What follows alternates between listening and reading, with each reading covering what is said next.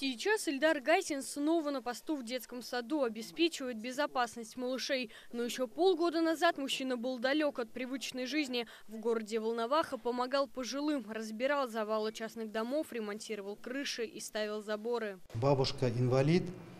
Когда я к ней приехал,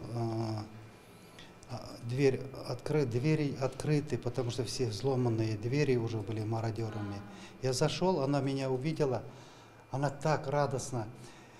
Я верил, говорит, что Россия придет к нам на помощь. Адреса пожилых, которым требовалась помощь, Ильдару Гайсину дали в администрации города. Меньше чем за месяц мужчина восстановил более 20 домов. В большинстве из них проживали пенсионеры. Там, когда я приехал, в городе не было света, не было газа, нет воды, нету, канализации не работает. Работал и день, и ночь. За 20 дней из строя вышли даже инструменты. Поэтому подарок от властей Набережных Челнов оказался как нельзя кстати. Особенно он был рад топорику. Благодарил за него лично мэра Автограда, который по возвращению пригласил Ильдара на встречу. У него 9-летний Нива, у меня 8-летний Нива, автомобиль Нива. Вот сейчас мы обменимся мнениями.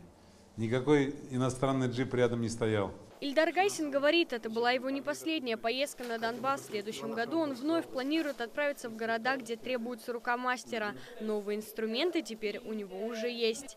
Алена Струминская, Эльмира Гайнудинова, Ленар Султанов, ТНВ, Набережные Челны.